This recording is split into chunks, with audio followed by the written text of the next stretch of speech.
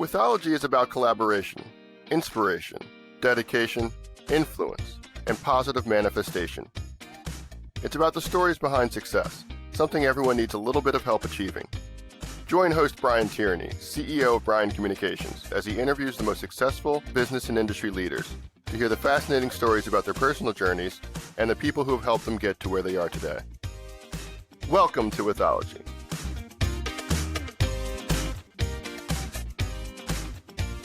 Hello, everyone, and welcome to Withology.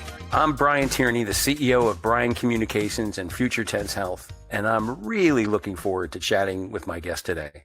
She's a leader in the healthcare space on a global basis, and she's no stranger to navigating change from early on in her personal life throughout her career to the present day. Today, I'm thrilled to be joined by the publisher emeritus of modern healthcare, Fawn Lopez. For 18 years, Fawn served as the publisher of Modern Healthcare and the vice president of Crane Communications at the same time. In this role, she oversaw the editorial, sales and marketing, digital, audience development, just everything about the most powerful healthcare media platform in the world. So, Fawn, I'm just so glad to have you today as a guest. Thank you for being with us. Thank you for the kind words, and it's an honor to be your guest today. Well, thank you. So let's start at the beginning. Fawn, I know you grew up in South Vietnam, and you've been very open about your family fleeing for their safety just days before Saigon was invaded. You've mentioned a story where your father was coming home from a trip to America, and he was on a military plane coming back, and he was discussing the situation at hand with someone who he later found out to have been a member of the CIA. Can you tell us more about that story and how your father came to the decision to get the family out of the country within hours? So he asked my father why he was headed back, because did he not know what was happening? And my dad said, yes, I fully am aware of what's going on. So the man said, so then why are you going back? He said, I have a family, a large family of 6 kids, and my husband, my wife and my father. And he said, well, why didn't you wait and send for them afterwards? And he said they would not be alive by then. So that was the conversation. So my dad knew his risk when he took that plane ride. So your father, though, is on the plane, and it becomes apparent that you need to leave now. And the person told your father, I think I can get 2 people out? Is that what Yes. So when my father took that plane ride, he knew full well of his risk of going back. And he didn't have a plan to get us out, but he knew he had to be there for us, with us. So the man said to my father, I am going back to save friends of the U.S. I didn't plan for your family. You have a big family. So he left the conversation, and then hours later he came back to talk to my father again. And he said, well, I can't get your family out of my mind, and I figured out how to get a couple of your family members out. So by the time we arrived in Saigon, you need to decide which of your 2 family members that would be leaving Vietnam. My father, without hesitation, he said, oh, I know which 2 people who will be leaving. It would be my youngest child, my son, and my oldest child, my daughter. She's 19, he's 9, she can take care of him. And that was how that conversation unfolded. So when your father came home, at first, you all, the family at home, had no idea that you were going to be leaving in moments, in hours. What was it like when your father came in? I mean, what was those first moments like? He had been gone for over a year, and we were elated to see him. And we had a big party planned for him. And when he arrived, he walked in the house, and he was very serious and very solemn. And he said, we need to have a family meeting, just our family, nobody else. My mom is one of 14 children, and my cousins lived right next door to us. We got into the room, and he proceeded to tell us that in 2 to 3 hours, 2 of you will be saying goodbye to the rest of the family. And he explained the situation and that we were very fortunate that he was able to find a way to get two of us out, my sister and my brother, and that he would find a way to get the rest of us out later. And we were just happy. I was happy for my siblings that they got a chance to live. Right. Did you have any sense at that point as to what was at 15 years old that like this was going to be happening sometime soon? Or living in a war-torn country, it was just a horrible experience, right? You just never felt safe, always looking, hoping that the war would end or that you would go live somewhere else, but never thought that it was possible.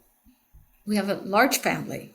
And so prior to that, I had no expectation whatsoever and really didn't know what it all would mean to us. That would it be permanent or what have you? So there were a lot of questions, confusion, fear, it's just a mix of emotions. And then your father got a call very shortly after that, within an hour or so, saying that he could get everybody out. That was our living angel, that man. So he contacted us a couple of hours after my father arrived back in Vietnam and before my sister and my brother were left. So he told my dad that he found a way for us all to leave. But it would mean for my father, who was a colonel in the South Vietnamese army, who was very high profile, that he would be defecting the Vietnamese army. And there were tremendous risks associated with that. And he asked my father if my father was willing to take that risk. And he said 100% yes. And you were told within an hour to get to the airport with no more than 2 pounds of items. Correct. For each of you? That we would have to leave very quickly, that we could not tell anybody else we were leaving, and that we each could only bring 2 pounds of belonging with us. What was it like? I mean, as you're going to the airport and getting into a cargo plane, right, is what you came back on? It was happiness. It was, we were frightened. We left everything behind and we didn't speak English. My dad was the only person that spoke English. We knew nobody and we didn't know where they were taking us, really. We just knew we had to leave Vietnam. So it was a mix of emotions. Very scary time. A very, very scary time. I can't imagine it. And you're looking at it as a 15, you can picture for your mother and father, and it's just got to be. And then so you arrive in California. We actually landed in Guam first. We stayed there as a transition place for like a week or 10 days. And then from there, we went on to San Diego, to Camp Pendleton, which is a military base, but was turned into a refugee camp. And then a few months later, you were permanently settled in Kansas City, Missouri. And it must have been a place that, we're talking about the heartland of America. And here you are. What was that like? I mean, what was it like to be in a new community like that? And what was it like for your parents, too? So to leave the camp, you had to be sponsored. Somebody had to vouch for you. Somebody had to say that they would be responsible for you. Fortunately for us, my father, prior to our escaping Vietnam, he traveled extensively to the United States. And he was at many different military bases like Fort Leavenworth, Fort Bragg. So he has spent some time in Kansas City at Fort Leavenworth, which is outside of the city, and made friends. And a married couple, Mr. and Mrs. Burnett, were friends of his. They visited us in Vietnam a few years prior to us leaving our country. So we knew who they were. They were moving away from Kansas City, but was willing to sign for us so that we could get out of the camp. All my father wanted was for us to be able to get out of the camp, and then we would take care of ourselves. So they were moving to Florida, I think 2 or 3 weeks after our arrival. They weren't there long, but they were willing to get us out of the camp. So they were also our living angels, Mr. and Mrs. Burnett. My father chose Kansas City out of all the other cities because it was a good place, he thought, to raise a family. He went there because he knew that very few Vietnamese would settle there. While he knew that it would have been much easier for us to be surrounded by our own people, he just knew it would be a crutch. And that by having our own people around, we wouldn't be as willing to assimilate, to learn, to adapt.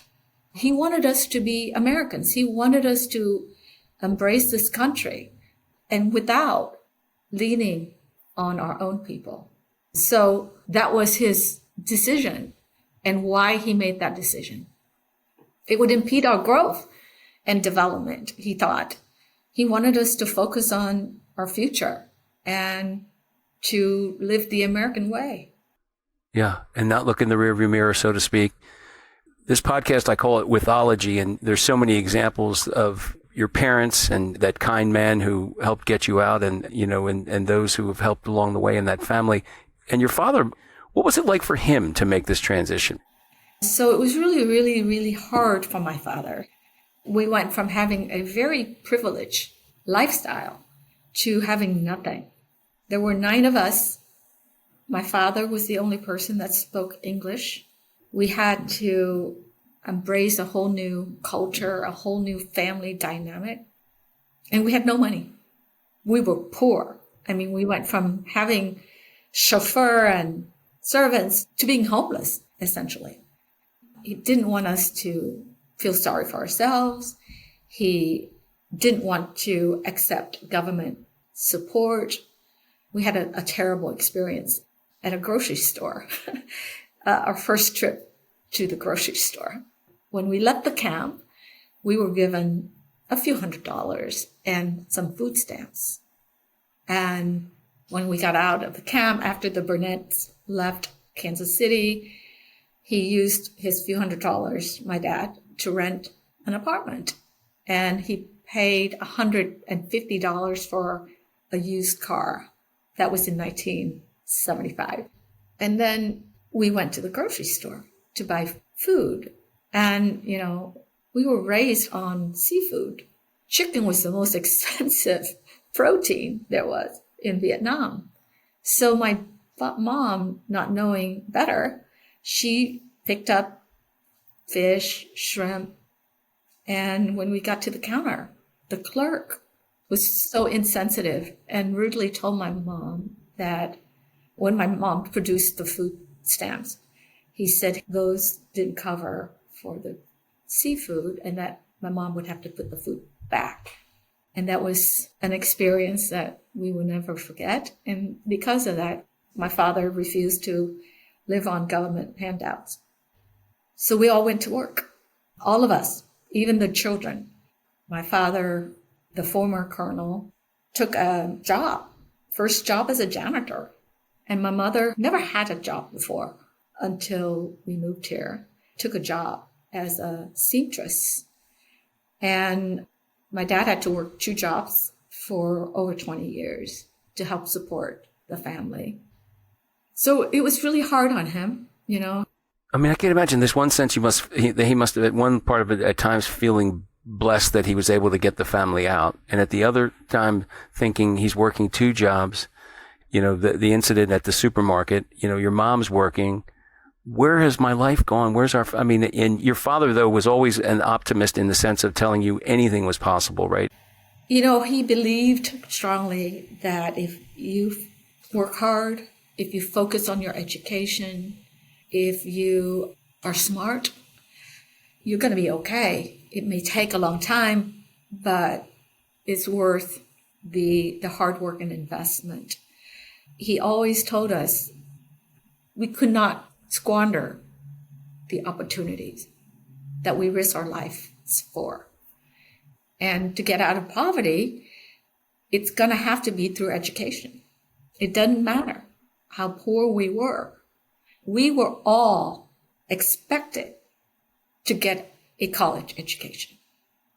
And it was hard for him because he was really happy and grateful that he got us out safely. We were all healthy and safe. But on the other hand, he felt like he no longer was able to provide for us, that his children had to work to help support the family. You know, I worked from the time I could, 16 years old. I never saw a paycheck. Every paycheck I got, I signed it over to my mom, and in turn, she gave me an allowance. And that was that way for all of us. We never kept a paycheck because we were all working together as a family so that we, as a family, could get out of poverty. And my father always said, education, integrity, it's all that you have. And it will give you the confidence to do things you would not expect or thought you could do. And then home ownership for him was important. So we lived in a duplex for about 4 years. Our first duplex was as big as my bedroom today. And then after my grandfather's passing, we moved to a little bit bigger duplex. And we lived in that duplex for 3 years and saved enough money to put down on a house. How long was it before you had that opportunity, your father had an opportunity to own it? 4 years. And there was a big story about that too. Another angel was our real estate agent. So when we went to buy this house that my dad had found, I can remember the night he came home and he said, I think I found a house for us. And it was snowing outside, and we all piled into this giant car that my dad owned. And then we drove up to this house, and we were so happy. We just sat out there and stared at this thing and just praying that we could live in it one day. So then my parents applied for the loan. The real estate agent came to the house and said, so sorry, but your loan was denied. You don't make enough money. And it was like the most disappointing thing. We all started crying. So then she left, and we thought, okay, so how are we going to be able to get a house? How are we going to be able to buy a house? Because the prospect for my father and my mom to make more money, it was not, they were working, my dad was working 2 jobs. Then we get a call from this real estate agent who said, I just came up with an idea. She then said to my dad, didn't you tell me your children also work? He said, yeah, they all work, but they don't make that much money. She said, what if we put all of you on the loan? All your names, everyone, let's try it. And wouldn't you know it, that loan got approved. And years later, when I went and bought apply for my own home, they said, I own another house. And I said, I don't own another house. And it turned out it was my name that was on my mom and dad's mortgage. Oh, that's sweet. Have you ever been back to that house, or when was the last time you saw that house? My mom passed in 2016, and she moved out of that house in 2015. So we lived in it for a long, long time. It was our home base. It was, owning a home was part of his strategy to give us the confidence that he thought we needed. Yeah. Even today they call it the American dream, right? Yeah. So your father, though, wants you to be an engineer. So you apply and you get accepted in college for engineering. And then within about a year or so, or maybe less, you go talk to your mom and you say, I just don't think engineering is the career for me. But you don't tell your father, and you're suggesting that maybe she tell your father, and she didn't tell your father. So your father, it's a graduation day. As we've talked about this, I think it's so funny, it's so sweet that your father, though, is looking through the program in the School of Engineering at the college, but not seeing your name. the one thing I never wanted to do was to disappoint him. But he said to you after that, when he saw what you were doing within a few years, how smart you were to do what you did, that you made the decision that was right and how proud he was of you, right? Engineering was fine. I didn't have problems with grades. I just didn't like it. It was chemical engineering of all. So I didn't see a future for me that I would be happy doing that job forever, for a long time. I knew I'd have to work a long time. So I wanted to do something different. And so I came home and told my mom, Mom, I don't like engineering. I actually don't see a future for me. I'm going to change my major. I can't tell Dad. I need you to tell him. She, I think, intentionally decided to not tell him. So once we got to graduation, and he didn't see my name in the engineering school program, so he asked my mom, and there she told him. And, we never talked about it after that. He just let it go. I didn't have the courage to talk with him because I just didn't want to disappoint him. I knew I had already disappointed him. I couldn't talk to my dad about that. So years later, I decided to go into publishing and through the sales route. And so in my second year, I was made #1 salesperson at the Kansas City Business Journal. And I think #1 or 2, second in the company, the entire American City Business Journal. So they ran an ad to congratulate me. And I didn't know that my father was a subscriber to the Kansas City Business Journal. I came home one day to visit my parents, and there it was. My picture in that ad was framed front and center on his bulletin board. And it was then that I realized that he was proud of me, that it was okay.